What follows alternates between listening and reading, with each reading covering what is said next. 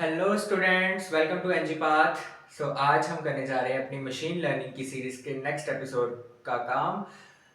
उसमें हम करने जा रहे हैं कुछ डिसीजन ट्री क्लासीफायर। अब डिसीजन ट्री क्लासीफायर क्या है समझते हैं। बेसिकली डिसीजन ट्री क्लासीफायर क्या है, एक तरह का एल्गोरिदम है ये भी, जिसमें जो डाटा है उसको इस तरह से स्प्लिट किया जाता है कि एक फ्लो, एक ट्री की तरह, ट्री की किस तरह से अलग अलग ब्रांचेस होती हैं उसी तरह से इसको किया जाता है। अब मैं एक एग्जांपल दूं तो सपोज मैंने किसी से पूछा कि आप खेलने जाओगे आज, ठीक है। अब वो पहले सवाल पूछेगा कि इज इट रेनिंग आउटसाइड और not, so answer will be yes और नो, ठीक है। अगर यस है तो नो प्ले, ठीक है। अगर नो है तो फिर क्या होगा, अगर नो रेनिंग तो आगे कि प्लेयर्स हैं या नहीं है, फिर नीचे और स्ट्रक्चर बन गया, ठीक है। अगर हैं तो यस प्ले, नहीं तो नो प्ले, ठीक है। इस तरह से ना एक फ्लो लाइक स्ट्रक्चर बन जाता है, एक ट्री लाइक स्ट्रक्चर बन जाता है डिसीजन ट्री के ऊपर। इसमें एक खास बात यह है कि बेसिकली हमें इसमें ट्रेन टेस्ट स्प्लिट लगाने का जरूरत नहीं पड़ती, क्योंकि ये इसका इनबिल्ट फंक्शन है। ये जो है खुद ही डाटा को स्प्लिट करता है हर एक नोड के ऊपर टू मिनिमाइज द एरर, ठीक है।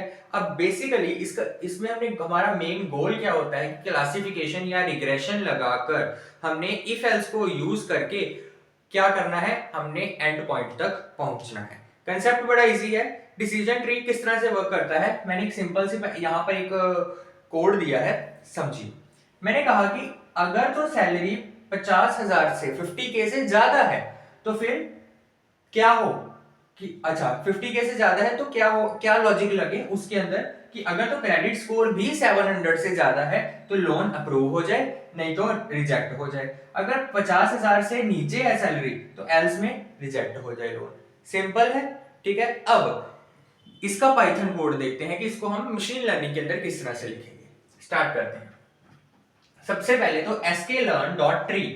अब डिसीजन ट्री क्लासीफायर किसके अंदर आता है, sklearn के ट्री के अंदर, ठीक है। ओके, बेसिकली इसमें हमने डिसीजन ट्री मॉडल को इंपोर्ट करवाया है। सेकंड, इंपोर्ट करवाया पांडास को, ऑब्वियसली करवाना पड़ेगा डाटा सेट को लोड करवाने के लिए एज ए पीडी, ठीक है। अब डाटा फ्रेम के अंदर यानी डीएफ के अंदर हमने क्या किया, लोन डॉट सीएसवी को इंपोर्ट करवा दिया, लोड करवा दिया, ठीक है। तो pd डॉट रीड csv एक फंक्शन है किसका, पांडास का, जिसने क्या किया, हमारे डाटा सेट को उसके अंदर लोड करवा दिया, ठीक है।